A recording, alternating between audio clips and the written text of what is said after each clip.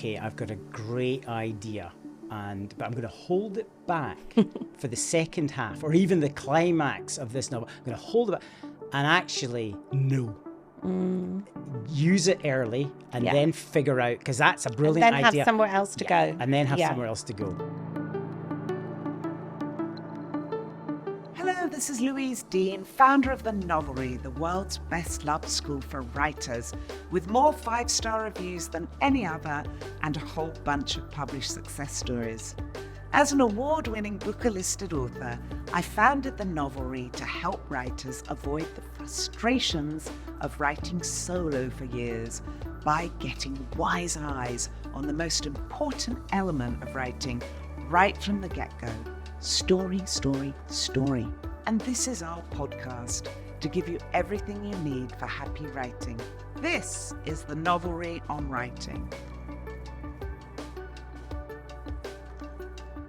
Hi, I'm David Solomons. I'm a children's author. I'm also a writing coach with the Novelry. And today I'm here with Amanda Reynolds. Hi, I'm Amanda Reynolds.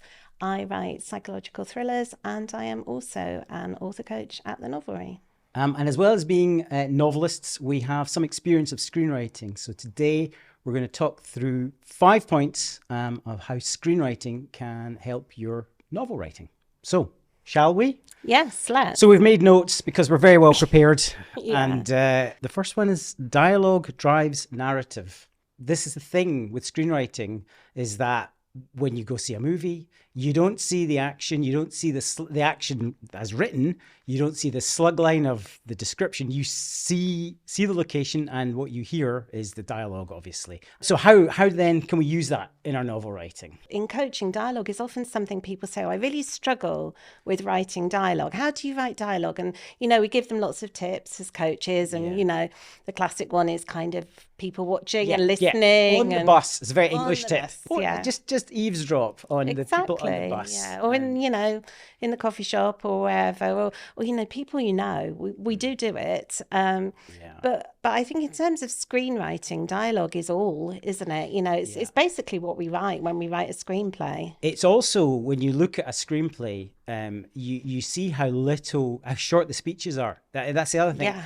That it's amazing how brief the dialogue is and how much it can communicate in the hands of a good screenwriter. And so I guess maybe that's the first thing. You don't need soliloquies in your novels. I mean, don't get me wrong, sometimes that's really nice and that can be a thing, but I think generally speaking, you want to keep it economical. I mean, economical is a word I would use with all aspects of screenwriting, actually. It is surprising. I mean, when you first read a screenplay, which I think is great practice for novel writers as well, actually, to look at how it renders to the page, how the dialogue is actually there. But when you first read it, it's quite shocking, isn't it? How short and often, and this really sort of replicates natural dialogue, how people don't finish sentences. If you tried to transcribe what we're saying now, there would be so much that was sort of half said.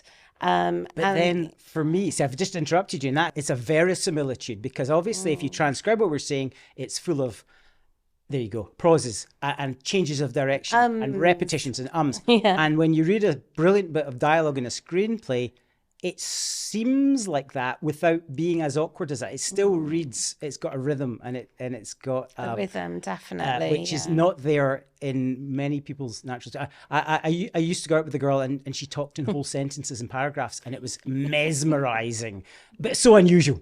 Very unusual. I'll ask you about that sometime. No, so I do think that with dialogue, in terms of using screenwriting skills to actually transfer that to novel writing, definitely I would recommend that people do look at screenplays, but also that they listen, to the cadence of speech. And then, as you say, you sort of try and take that naturalistic form, but turn it into something that is much easier to read off the page. And what it does, I mean, that's the other thing. We're talking about, that's what it does, but what's useful about that kind of style of dialogue? We talk a lot in novel writing about authenticity of the author's voice and authenticity of the characters. And I think if you get the dialogue realistic. And again, it's a verisimilitude. It's not real. It's another way of grounding them, another way of making them feel real. Because they have to feel real to us first as we write them. Yeah. And I think for me, when I start writing, and I often write or screenplays and novels, I often write by writing my way into a character's voice. And I know that's not going to end up in the book. But then as soon as I can start to hear that voice,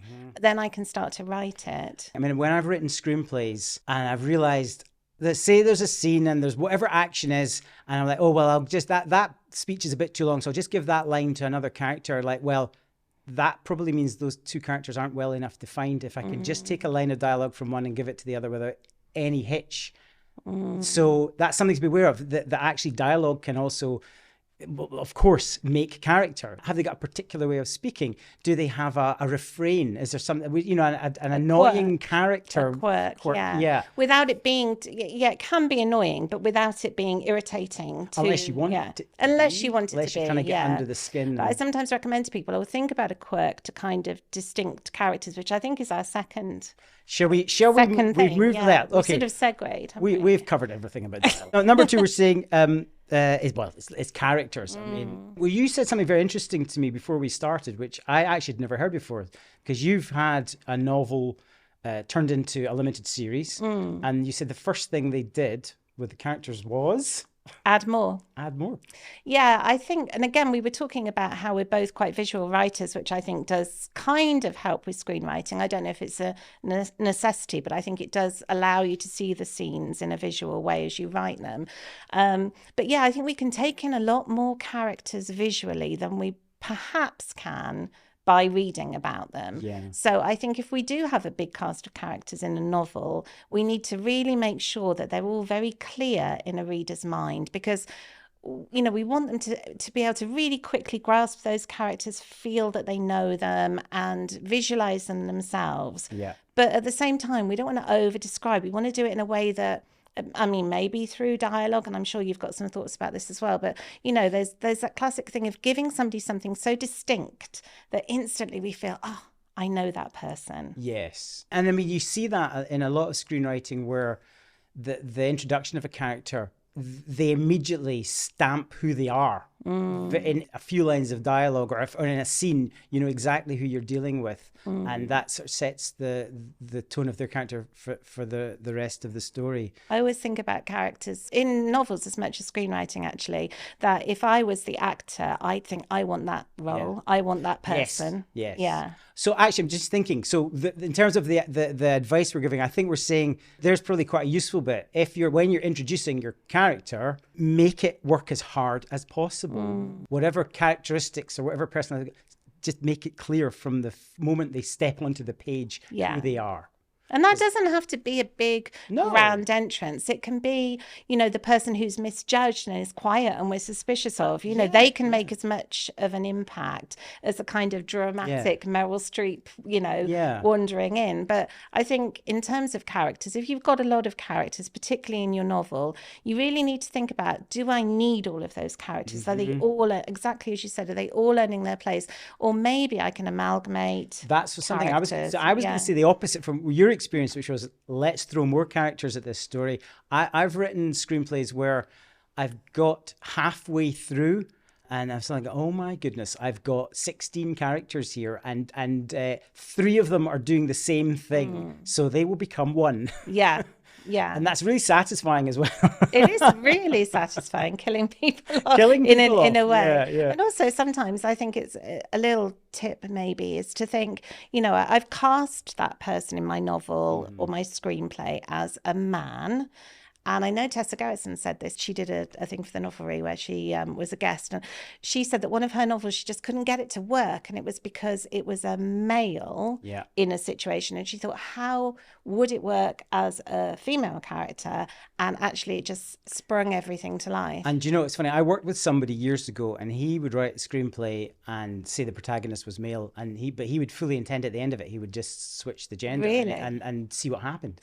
Maybe that segues into our third point, which is editing. Yes. And I think one of the things we both say about screenplays is that everything has to earn its place. And like me with my 16 characters, actually, you know, that's probably 10 too many. I think they work really well when they're pared down. An average screenplay is probably, I think, something like 18 to 22,000 words, right? How long are your novels? Mine is sort of between about 80 and 100,000 words. Yeah. So it's a different proposition, but I think it still holds true. Everything has to earn its place. And there's a danger, in a way, the forest of words, you can hide some flaws.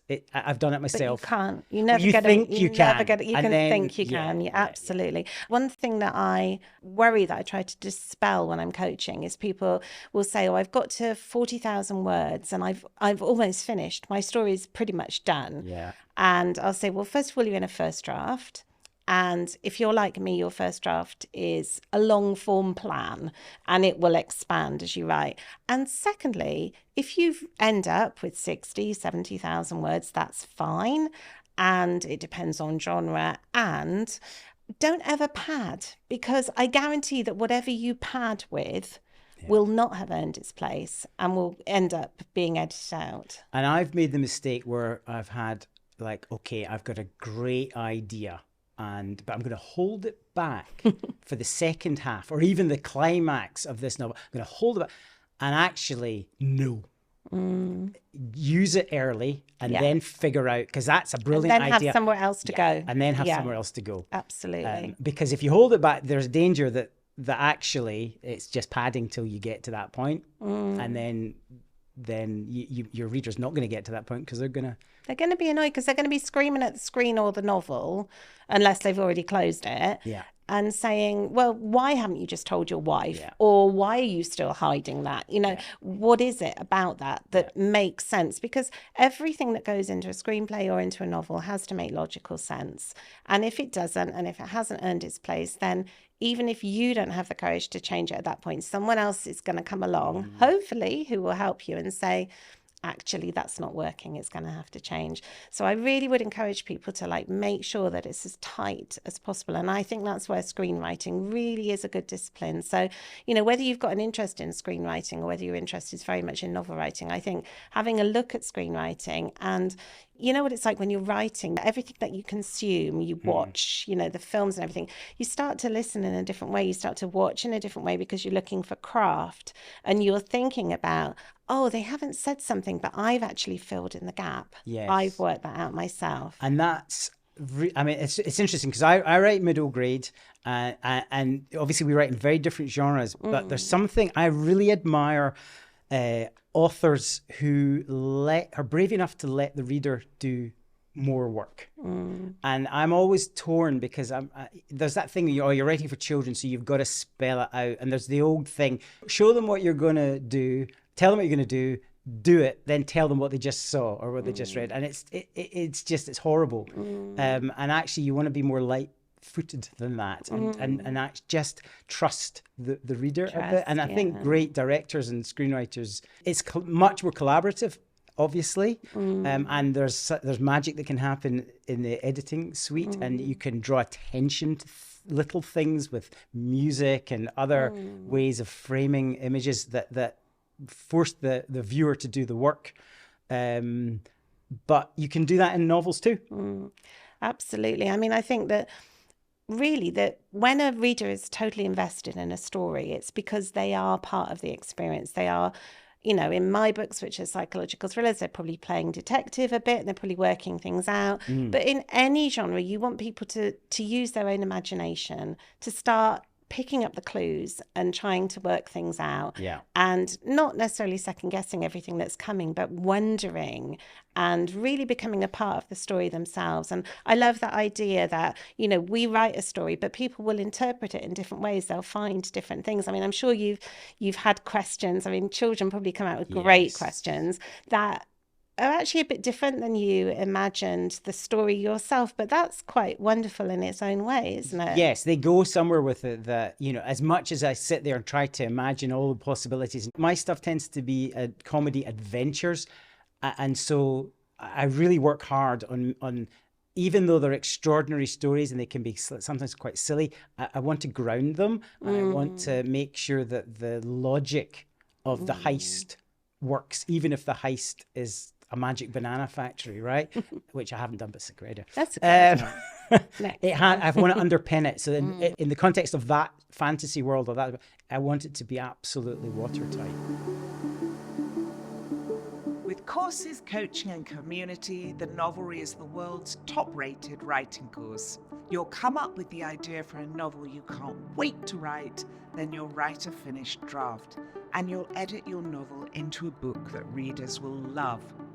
A Big 5 publishing editor will review your novel. So, if you've got a book in you and you've never found the right time to write it, now there's a good place. Come on over to the Novelry.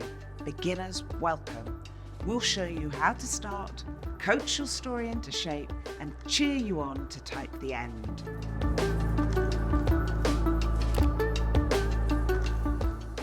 We talked about editing, but actually our number 4 note was structure. We've been really bad because we've done editing first, and now we're talking about structure. That's okay. Is that okay? That's okay. William Goldman, who's the doyen of screenwriting, screenwriting is structure, and that was his big thing. And I think it's a really good lesson for novel writing. I think it's helpful too. I mean, I'm an accidental author. I'm an accidental children's author. I wanted to just write screenplays. I thought it would be easier. There, fewer words, and I kind of fell into writing novels.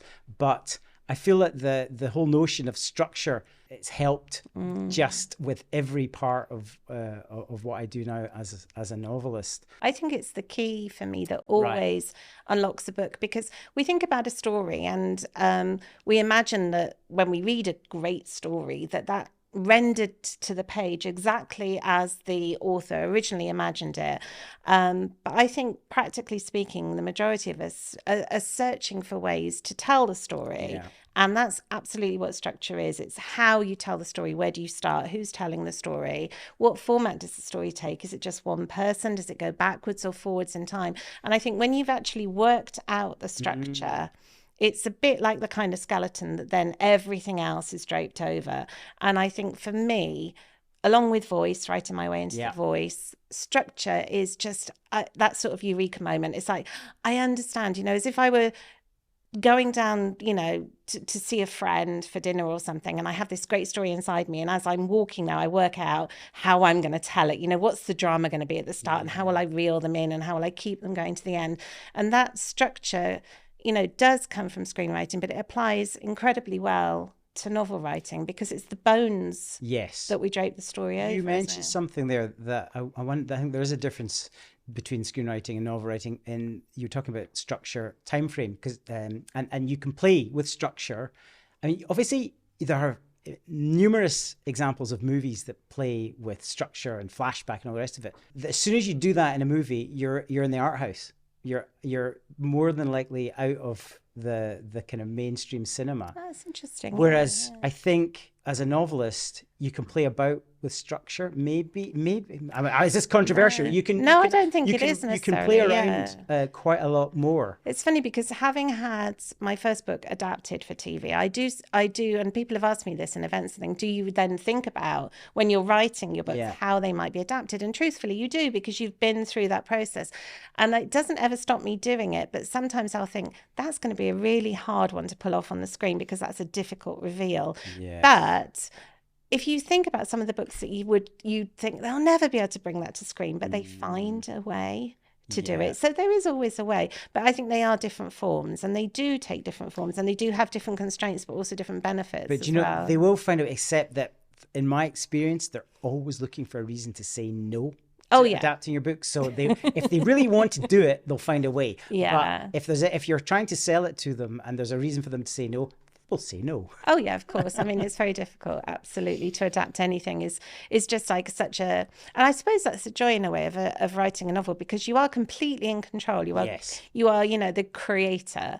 So you really can do whatever you want. Well, you're everything. You're director, lighting, camera person. That's why novel writing is ultimately my love, I think, because I love the collaborative nature of screenwriting.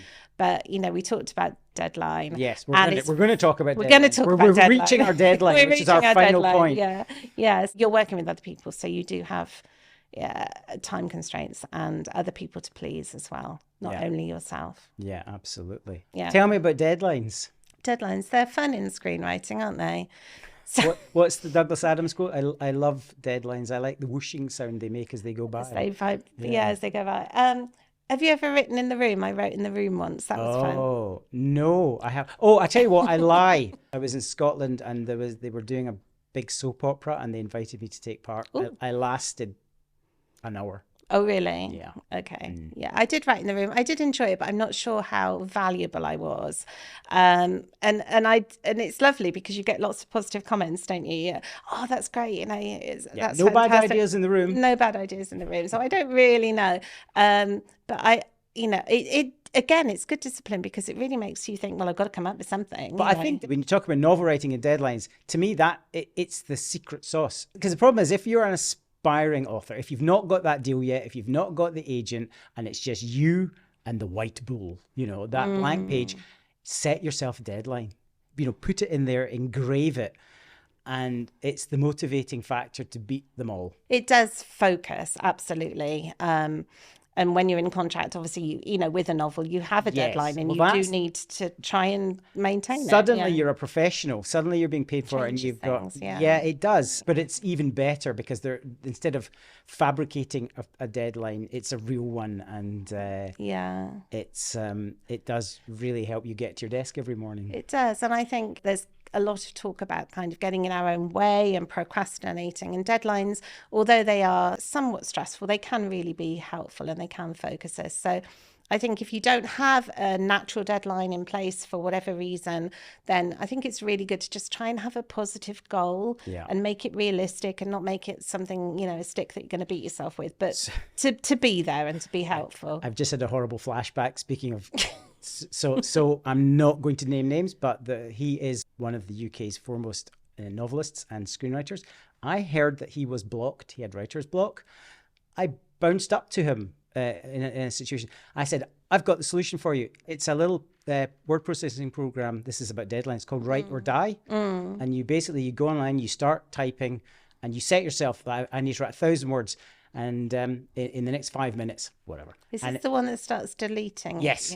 So that's what I did. And he looked at me like I was an idiot. Anyway, about a year later, I see the book that he was stuck on finally came out and he's being interviewed about it. And he said, yeah, it would have been out 6 months earlier, but I met this guy and he recommended this thing and I wrote 40,000 words and it was absolute trash.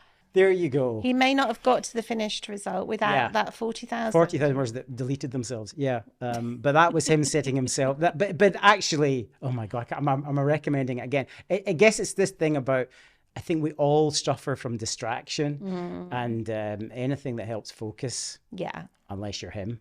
Is in my mind a good thing. Absolutely. Right. We have hit our deadline. I think that's it. Very neatly. Brilliant. Without deleting. Thank you very much. That was very entertaining. Thank you, David. No, it's great to talk to you. Thank you. All right. Thank you for joining us today. We're so pleased to have you along for the writing journey, and we hope to see you on another episode of The Novelry on Writing. If you'd like to learn more, visit us at thenovelry.com. From first draft to finished manuscript, at The Novelry you'll enjoy one-to-one coaching from best-selling authors, live writing classes with award-winning authors and literary agents, and you'll work with a publishing editor all the way for submission to literary agents toward a publishing deal. All writers learn from other writers, even the greats. Write your novel in good company. Join us at The Novelry. We'll show you how to start, coax your story into shape, cheer you on to type the end.